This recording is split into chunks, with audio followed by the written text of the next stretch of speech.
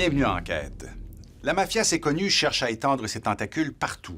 À Montréal, elle est parvenue à jouer un rôle important dans le développement de la ville. Nous vous racontons ce soir l'histoire d'un homme d'affaires proche de la mafia, à l'origine de divers projets immobiliers d'importance, notamment la transformation en condo de luxe, à coût de dizaines de millions de dollars, d'un bâtiment patrimonial. Un projet qui pourrait en partie expliquer le meurtre survenu il y a 3 ans de Nick Rizzuto Jr. Enquête sur un promoteur qui vit aujourd'hui caché, craignant un attentat du clan Rizzuto. Le 1000 de la Commune, dans le Vieux-Port de Montréal, une des adresses prestigieuses en ville, avec ses 200 condos luxueux. Des gens d'affaires très riches y habitent, des vedettes aussi. Même Julia Roberts y a séjourné lors d'un tournage à Montréal. Des joueurs des Canadiens comme Andrei Kostitine, échangés depuis. Le 1000 de la Commune, un endroit de rêve, mais qui a aussi été l'adresse de bandits. Le 1000 de la Commune est comparable un peu à un bunker. Le 1000 de la Commune a été aménagé au début des années 2000 par un promoteur dont le nom est aujourd'hui associé à la mafia, Tony Maggi. Combien au juste sont réservés au pourcentage? 80 %. Et c'est même pas annoncé. J'ai fait une ouverture déjà 6 semaines, ici dans le Vieux-Port. Dans ce jour-là, les téléphones ne sont pas arrêtés. Tony Maggi, malgré ses liens connus aujourd'hui avec le crime organisé, a eu pendant longtemps ses entrées auprès de politiciens montréalais. On m'a présenté M. Maggi et son équipe avec un projet domiciliaire. Qui est venu dans votre bureau. Il est venu dans mon bureau. Comment un entrepreneur qui fraye avec la mafia et son chef Vito Rizzuto peut-il réussir à s'infiltrer dans les plus hauts lieux du pouvoir montréalais?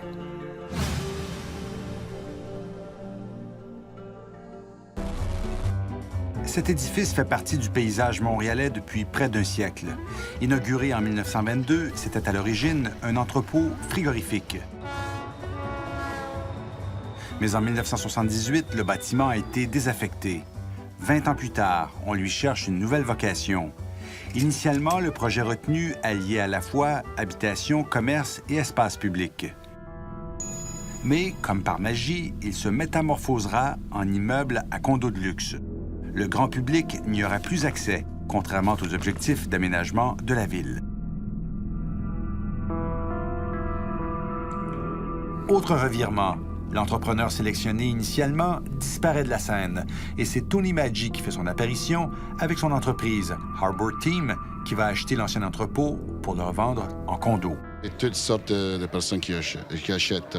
Vous avez des personnes qui sont qui gagnent entre 40 et 50 000 par année. Puis vous avez des personnes qui gagnent 100 000, 200 000. Sont pour tout le monde. Ces condos-là sont pour tout le monde. Maggi rayonne lors du lancement de son projet de prestige en 1999. Je suis contente, puis Montréal va être contente avec le projet quand c'est fini. Mais déjà à l'époque, le nom de Maggi éveillait des soupçons. Jean Fortier, alors président du comité exécutif de la Ville de Montréal, demande un avis au directeur général de la Ville, Guy Coulombe. M. Coulombe avait été directeur de la Sûreté du Québec. Et dans le cas de Tony Maggi, on a vérifié. Et puis, j'ai vérifié, j'ai dit, bon. Alors, il a pris quelques jours, il m'est revenu, puis il m'a dit, vous avez raison, méfiez-vous. Jean Fortier connaissait Maggi comme un petit constructeur sans manière dans son quartier de Notre-Dame-de-Grâce. Il avait acheté le monastère des Dominicains en promettant d'en faire une résidence pour personnes âgées. Puis, nouveau coup de théâtre. Maggi veut plutôt y bâtir des condos.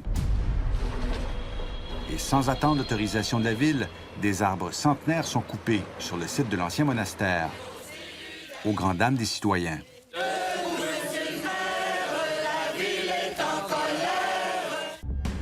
Quelques semaines plus tard, Tony Maggi obtient quand même un changement de zonage. Jean Fortier se souvient de l'avoir alors confronté. J'ai contacté Tony Maggi. Alors, j'ai dit, qu'est-ce que tu as fait là? Qu'est-ce que vous avez fait là? C'est cavalier, ce que vous avez... Enfin, j'avais un peu une expression en anglais qui était inappropriée, mais quand même, là, il s'est fâché. Puis il m'a dit, écoute, t'as pas d'affaire à te mêler de ça. Si tu te mêles de ça, tu vas voir ta prochaine élection, tu seras pas élu. Jean Fortier dit avoir informé le maire Bourque à l'époque des menaces de Tony Maggi. Aujourd'hui, l'ancien maire préfère rester loin des caméras. Aucun commentaire sur cette période-là. Avant cette rencontre, nous l'avions rejoint au téléphone. Il a dit n'avoir qu'un vague souvenir de cette époque. Mais en fait, vous connaissiez bien Maggi. Connaissais bien, connaissais comme un entrepreneur C'est tout. Jean Fortier affirme aujourd'hui que le projet du mille de la commune était majeur pour le maire Bourque et son entourage. Tout ce que je sais, c'est qu'il y avait des gens qui auraient voulu mettre l'accélérateur sur le projet pour que ça démarre. Au comité exécutif, M. Fortier nous dit que vous poussiez beaucoup pour ce projet-là. Ah, c'est aucune idée. Pas plus celui-là qu'un autre, mais c'est sûr que c'est un phare. Dès le début, les problèmes se sont accumulés pour le mille de la commune. Faute de fonds, le chantier est fermé. Les fournisseurs de Maggi sont aux abois. En 2003, sa compagnie, Harbor Team, s'est placée sous la protection de la loi des créanciers. L'homme d'affaires Terry Pomeranz apparaît comme le sauveur du projet. Mais des conversations téléphoniques captées par l'opération Colisée sur une histoire mystérieuse de vol révèlent que lui et Maggi entretenaient à l'époque un contact avec le parrain de la mafia. Dans la nuit du 28 au 29 mai 2003, Pomeranz appelle M. Rizzuto pour lui dire qu'il a été victime d'un vol d'automobile et il demande à M. Rizzuto s'il peut l'aider à retrouver le véhicule en question. Et ce qui intéresse beaucoup plus M. Pomeranz, c'est moins le véhicule que la mallette qui se trouve à l'intérieur du véhicule. Quand on trouve le véhicule, on se rend compte que la mallette n'est pas à l'intérieur. Et le même jeu recommence dans le sens où il y a des appels qui sont faits à M. Rizzuto. Qui téléphone à M. Rizzuto? M. Maggi communique avec M. Rizzuto pour lui dire que la mallette n'est pas à l'intérieur. Et dans les heures qui suivent, on récupère la mallette qui est livrée dans un restaurant à Montréal pour le compte de M. Pomeranz. Au téléphone, Terry Pomeranz s'est montré peu loquace lorsque nous l'avons interrogé sur ses liens avec Vito Rizzuto et Tony Maggi. Quand on parle de Terry Pomeranz, là, vous savez que votre nom est dans la preuve Colisée. Peut-être. Que vous aviez des conversations avec Vito Rizzuto sur une voiture qui avait été volée et votre valise. C'est ça qu'ils disent, oui. OK. Vous n'avez pas un souvenir de ça? C'est ce que le monde dit. Oui, mais je l'ai lu dans la preuve Colisée, là. C'est beau, c'est parfait. Pas besoin de l'entendre. OK. Est-ce que je peux vous dire les questions que je vais vous poser? I really don't want to hear it. Parce que ce qu'on dit, c'est que vous étiez le front des Rizzuto dans le mille de la commune. People can say whatever they want to say in life. C'est pas vrai? I just said people can say what they want to say. Yeah, mais I'm not going into a conversation with you. Le nom de Maggi revient ensuite dans diverses enquêtes policières. En 2005, il est enlevé à La Salle avant de réussir à échapper à ses ravisseurs. En 2008, il est la cible d'une tentative de meurtre. Il a été littéralement mitraillé alors qu'il était au volant de sa Range Rover dans l'ouest de Montréal. Après avoir sombré dans le coma, Maggi s'est sorti miraculeusement de l'attentat. La tentative d'assassinat serait-elle reliée aux dettes de Maggi à l'égard de l'entourage de Vito Rizzuto, notamment dans le projet du mille de la commune? Nos sources policières pensent que oui. Le fils de Vito Rizzuto est vu à de nombreuses reprises en compagnie de Tony Maggi. Toujours selon nos sources, le parrain de la mafia avait chargé son fils, Nick Jr., de multiplier les pressions sur Tony Maggi pour qu'il rembourse ses dettes.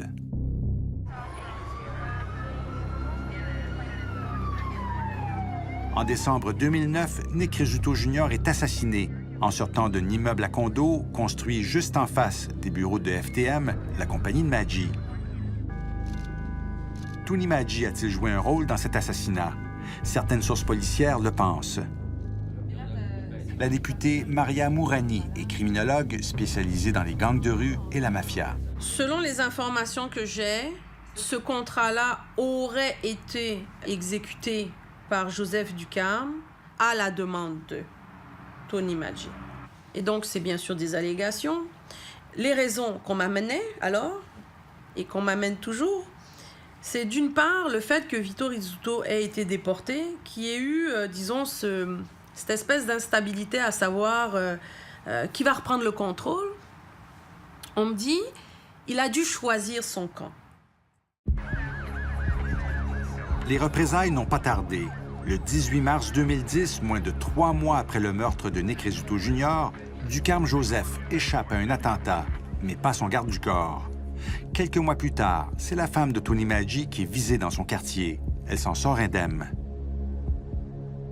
Selon nos sources policières, les dettes de Maggi envers l'entourage de Vito Rizzuto dans le projet du mille de la commune seraient en partie à l'origine de toute cette violence.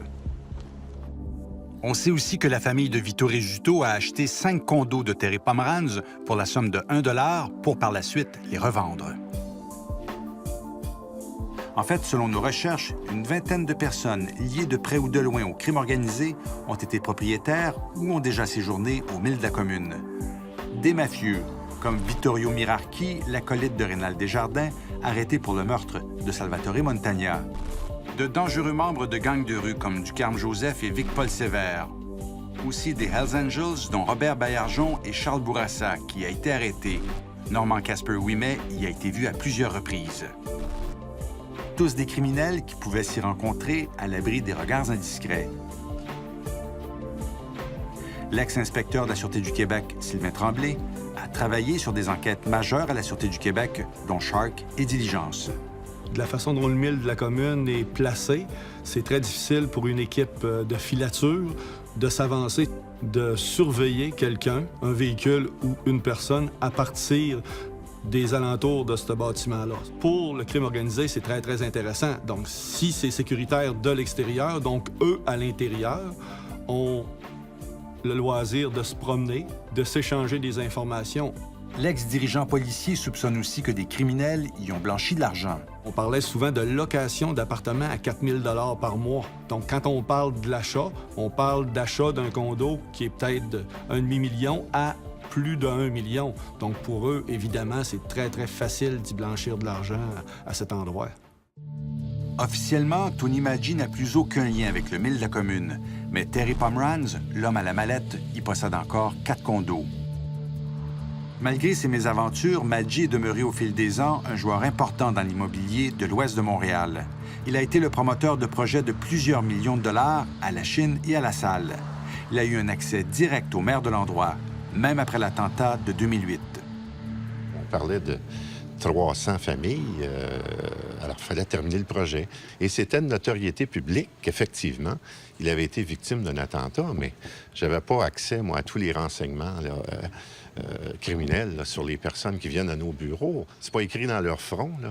À ce que je sache, M. Maggi était un homme libre, il était en liberté, il n'était pas sous les verrous, et c'est un homme d'affaires. Alors moi, il appelle à mon bureau, puis il me dit « Je suis en train d'acheter un terrain privé, puis je veux construire chez vous. » Alors, puis là, après avoir travaillé avec le service d'urbanisme, il demande à me rencontrer. Alors, je l'ai rencontré comme un homme d'affaires. Même Michael Applebaum a eu des entretiens avec lui, alors qu'il était maire d'arrondissement. Il a dit qu'il ne connaissait pas ses liens avec la mafia. Dans toutes ces années, ça a été un homme d'affaires qui faisait souvent des mauvais projets, mais c'était quelqu'un qui était reconnu dans le quartier comme un homme d'affaires. Il a même financé NDG Soccer. Il y avait à peu près 1500 à 2000 enfants qui en avaient le marque de son commerce sur le dos de tous les joueurs de soccer. La marque de commerce en question est Q2M, en partie propriété de Tony Maggi. Le maire Applebaum estime qu'on ne peut pas comparer ses rencontres avec Maggi avec celles de Claude Dauphin et Manon Barbe. La différence, c'est que j'ai pas rencontré M. Maggi depuis que j'ai pris connaissance qu'il y avait peut-être des liens avec la mafia. Depuis que lui, il était tentative de meurtre, j'ai pas rencontré M. Maggi. Tony Maggi est aussi parvenu à tisser des liens de proximité avec des fonctionnaires de l'arrondissement de M. Applebaum. M. Bisson. Oui, bonjour. C'est Alain Gravel de Radio-Canada. Un de ceux-là, Jean-Yves Bisson, un cadre des permis et inspections et de l'urbanisme, l'a rencontré à plusieurs reprises. M. Bisson a été impliqué dans le projet de construction de condos par la compagnie de Tony Maggi au 5757 Upper Lachine, dans NDG. Un projet au centre d'une vive controverse ces dernières semaines. M. Bisson a même déjà dîné dans ce restaurant avec Tony Maggi et nul autre que le fils du parrain, Nick Rizzuto Jr.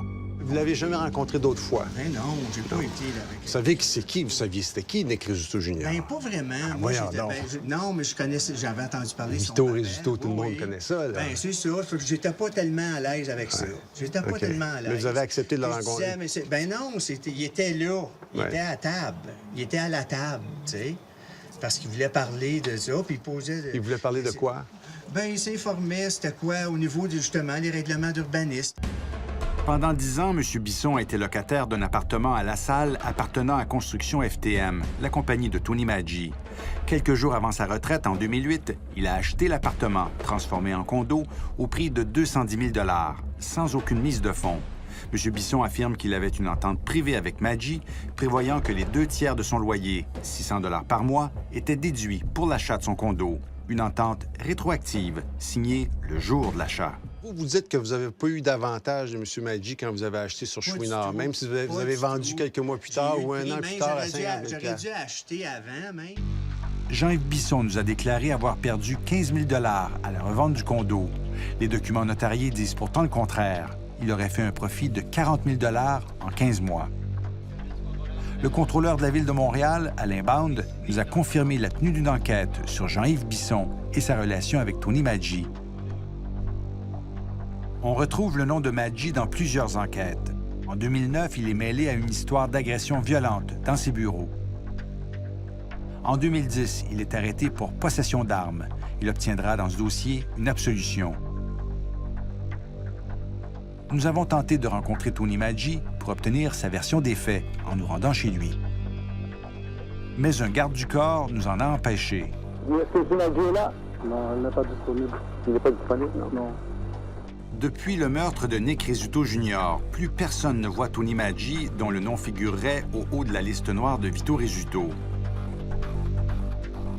Entre-temps, plusieurs des condos du mille de la commune liés à des membres du crime organisé ont été vendus. Y a-t-il encore des bandits qui y vivent? Difficile de le dire.